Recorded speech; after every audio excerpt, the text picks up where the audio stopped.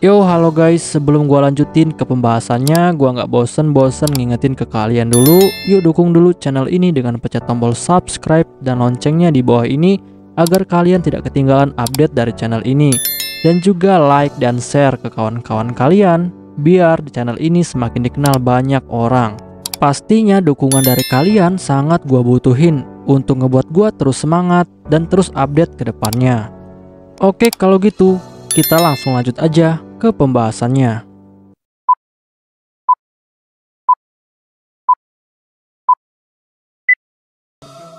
Yo, halo guys, kali ini gue bakal ngebahas light novel Mahoka Koko no Retosei volume ke-32 chapter ke-6.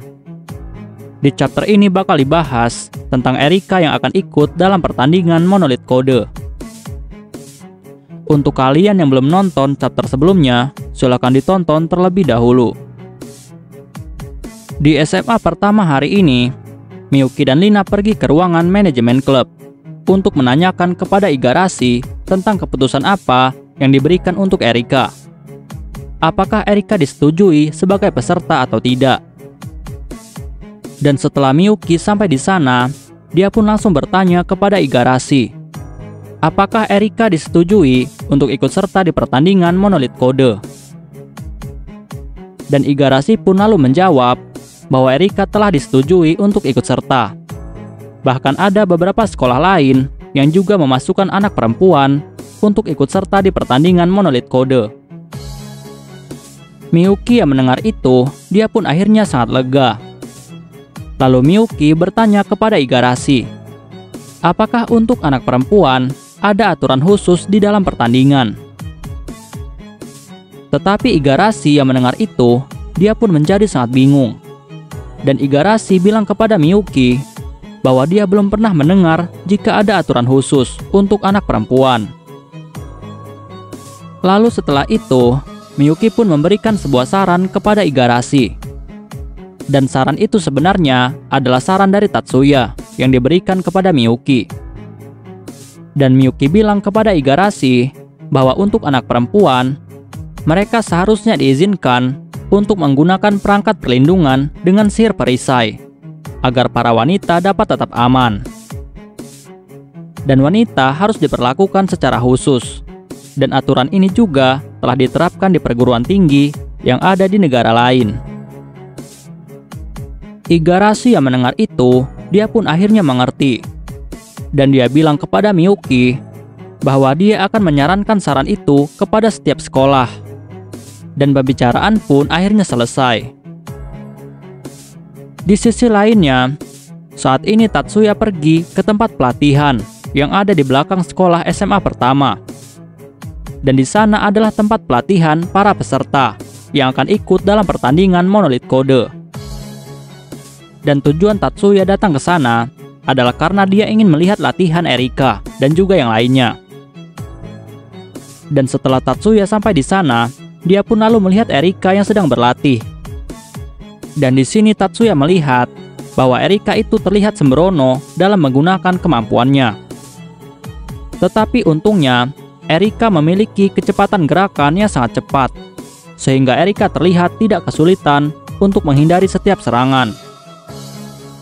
Bahkan Tatsuya di sini mengakui bahwa Erika ini adalah seorang penyihir yang tercepat yang pernah dia temui. Karena walaupun di dunia ini banyak penyihir yang bisa lebih cepat daripada Erika, tetapi Erika adalah orang yang paling sempurna dalam mengatur kecepatannya. Dan Erika memiliki kendali penuh atas kecepatannya itu.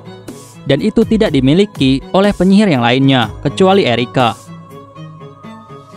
Tetapi di sini Tatsuya juga menyadari bahwa bukan Erika saja yang memiliki kemampuan kecepatan, tetapi juga kakaknya Erika, yaitu Chiba Naotsugu. Tetapi Chiba Naotsugu memiliki kemampuan kecepatan yang sangat berbeda dengan Erika. Karena Chiba Naotsugu menggunakan kemampuan kecepatannya untuk mempercepat penggantian teknik miliknya. Sedangkan untuk Erika, dia menggunakan kecepatannya untuk mempercepat gerakan tubuhnya, melebihi kemampuan pengamatan dari manusia. Dan alasan kenapa Chiba Naotsugu bisa mendapatkan julukan sebagai Illusion Blade adalah karena teknik bertarung dari Chiba no Tsugu selalu berganti-ganti dalam waktu yang sangat singkat, sehingga gerakannya tidak akan bisa dibaca oleh musuh. Dan karena hal inilah, akhirnya semua serangan dari Chiba no Tsugu terlihat seperti ilusi. Dan itulah kenapa dia mendapatkan julukan sebagai Illusion Blade atau pisau ilusi. Dan bisa dibilang bahwa Chiba no Tsugu adalah seorang penyihir ilusi, sedangkan Chiba Erika adalah penyihir kecepatan. Sehingga Tatsuya menganggap jika Erika itu adalah seorang penyihir tercepat yang pernah dia temui selama ini. Dan Tatsuya pun terus mengamati pelatihan dari Erika. Dan di sini Tatsuya melihat bahwa Erika terlihat sangat kesulitan untuk melakukan serangan balik kepada lawannya. Karena peraturan di dalam pertandingan Monolith Code sangat melarang pesertanya untuk menyerang lawan secara langsung dengan fisik. Dan hal itu sangat bertentangan dengan kemampuan Erika sebagai seorang pendekar pedang. Dan setelah Erika selesai berlatih, Tatsuya pun langsung menemui Erika. Dan Tatsuya bertanya kepada Erika, apakah Erika baik-baik saja? Dan Erika pun lalu menjawab bahwa dia baik-baik saja. Dan Erika bertanya kepada Tatsuya, kenapa Tatsuya tidak bersama dengan Miyuki. Dan Tatsuya pun lalu memberitahu Erika bahwa Miyuki saat ini sedang pergi ke ruangan manajemen klub untuk membahas sesuatu. Setelah itu, Tatsuya pun lalu melihat bahwa kaki kiri dari Erika terlihat seperti terluka. Dan Tatsuya tahu bahwa luka itu cukup serius. Lalu Tatsuya pun bertanya kepada Erika, apakah kaki kiri Erika sedang cedera? Dan Erika pun lalu menjawab bahwa memang benar kakinya sedikit rasa sakit. Tetapi Erika bilang kepada Tatsuya bahwa dia tidak akan membiarkan Tatsuya untuk melihatnya, karena cederanya ada di pahanya.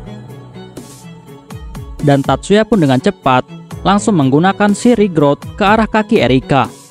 Dan kaki Erika pun langsung sembuh seketika. Tetapi di sini, Erika sedikit merasa tidak enak kepada Tatsuya. Karena Erika tahu bahwa saat Tatsuya menggunakan sihir itu, pasti Tatsuya akan merasakan sakitnya sampai berkali-kali lipat. Dan Erika sangat khawatir dengan hal itu. Tetapi Tatsuya dengan tenang lalu memberitahu Erika bahwa dia sudah terbiasa dengan hal ini. Jadi Erika tidak perlu memikirkan tentang hal itu. Dan Erika yang mendengar itu, dia pun akhirnya mengerti. Lalu setelah itu, datanglah Mikihiko untuk melihat keadaan Erika. Karena Mikihiko adalah teman satu tim dari Erika. Dan Mikihiko langsung memarahi Erika, karena Erika sangat ceroboh, membiarkan dirinya diserang tanpa sihir pertahanan. Tetapi Erika langsung membantah hal itu. Erika bilang bahwa sihir pertahanan terlalu lama, dan yang lebih cepat adalah dengan menggunakan semangat juang dari seorang petarung. Tetapi Tatsuya langsung bilang kepada Erika bahwa serangan langsung dari lawan bisa dikurangi efeknya dengan sihir pembatal, karena dengan sihir pelindung saja tidak akan cukup. Tetapi Erika lalu bilang kepada Tatsuya bahwa dia tidak bisa menggunakan sihir pembatal. Dan perlu diketahui, sihir pembatal adalah sebuah sihir yang bisa membatalkan sihir dari seseorang. Dan contohnya seperti zona interferensi dan juga gram demolition. Dan Tatsuya adalah salah satu dari penyihir yang sangat hebat dalam menggunakan sihir pembatal. Bahkan bisa dibilang yang terkuat. Tetapi Mikihiko lalu bilang kepada Tatsuya dan juga Erika, jika lawannya menggunakan sihir lemah, maka sihir itu bisa dibatalkan dengan meledakkan sihirnya menggunakan sihir roh. Dan Tatsuya yang mendengar itu, dia pun lalu mendapatkan sebuah ide. Dan Tatsuya langsung bertanya kepada Erika, bisakah Erika memotong urutan sihir dengan pedangnya? Erika yang mendengar itu, dia pun menjadi sangat terkejut, karena dia tidak pernah memikirkan tentang hal itu. Tetapi Tatsuya lalu menjelaskan kepada Erika bahwa bagian utama dari sihir adalah urutan sihirnya. Dan jika Erika bisa menghancurkan urutan sihirnya dengan pedang Erika, maka Erika bisa membatalkan sihir itu. Dan Erika yang mendengar itu, dia pun akhirnya mengerti. Tetapi Erika lalu bilang kepada Tatsuya bahwa dia tidak tahu di mana urutan sihir itu berada dan di mana dia harus memotongnya.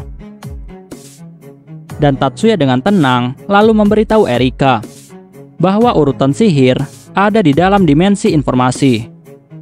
Dan itu berada di dalam pikiran manusia dan juga mentalnya. Dan cara untuk mengetahui lokasi dari urutan sihir adalah dengan menggunakan intuisi. Dan setelah Erika menemukannya, maka Erika bisa menggunakan sihir pedang Pesion untuk memotong urutan sihir itu. Dan Erika yang mendengar hal itu, dia pun akhirnya mengerti. Lalu setelah itu, Tatsuya pun bilang kepada Erika bahwa dia akan membuatkan Erika sebuah CAD khusus berbentuk pisau. Dan pisau itu nantinya bisa digunakan untuk memotong urutan sihir. Dan Tatsuya butuh waktu 2 jam untuk membuatnya. Singkatnya, setelah 2 jam berlalu, Tatsuya pun lalu kembali lagi ke tempat latihan bersama dengan Miyuki, Lina, dan juga Leo. Dan setelah mereka sampai di sana, Tatsuya pun langsung memanggil Erika. Dan Tatsuya langsung memberikan si Edi berbentuk pisau panjang kepada Erika.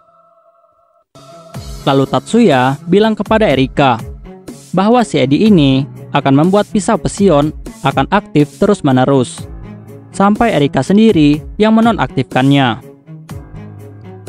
Lalu setelah itu, Erika pun bertanya kepada Tatsuya, apakah Tatsuya tidak apa-apa memberikan si Edi ini kepada dirinya? Dan Tatsuya pun hanya mengangguk. Lalu Tatsuya bilang kepada Erika bahwa si Edi yang dia buat ini adalah pisau yang tidak memiliki wujud asli. Tetapi dia yakin bahwa Erika pasti bisa menggunakannya.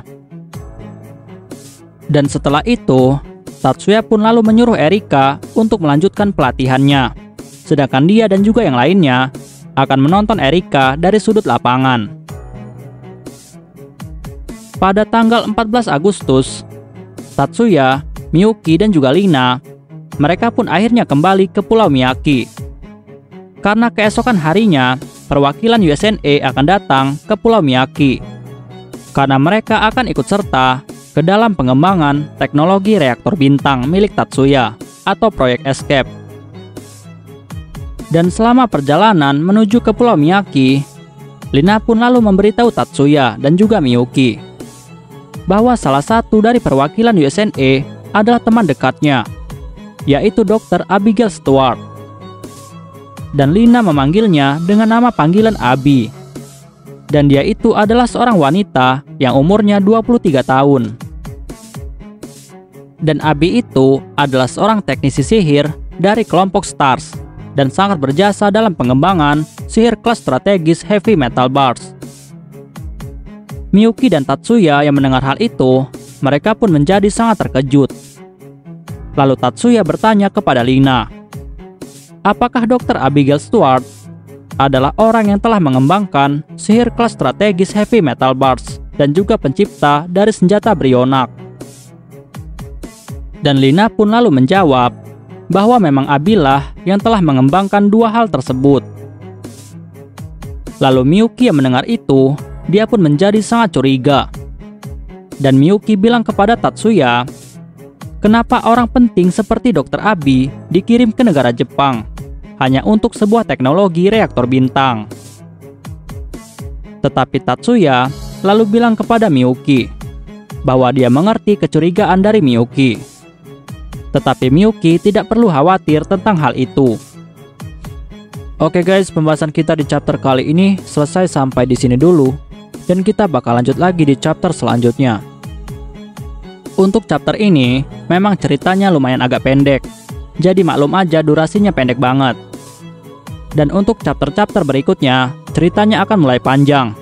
Dan akan mulai memasuki konflik antara Tatsuya dan juga Minoru. Dan Minoru akan kembali ke negara Jepang. dan Minoru akan menjadi musuh terakhir dari Tatsuya. Dan untuk volume ke-32 ini akan segera tamat. Dan setelah tamat akan gua lanjutin ke volume terbaru dari Mahoka, yaitu Magian Company. Dan di volume itu bakal diceritain tentang kehidupan Tatsuya saat dia telah lulus. Dan untuk volume keduanya, di sana bakal dibahas tentang cerita tentang adik-adik dari Jumonji Katsuto. Gua nggak bosan-bosan ingetin ke kalian untuk dukung channel ini dengan pencet tombol subscribe, like, share ke kawan-kawan kalian, biar channel ini semakin dikenal banyak orang. Dan untuk kalian yang ingin mendukung channel ini dengan berdonasi, silahkan cek link donasinya yang ada di deskripsi.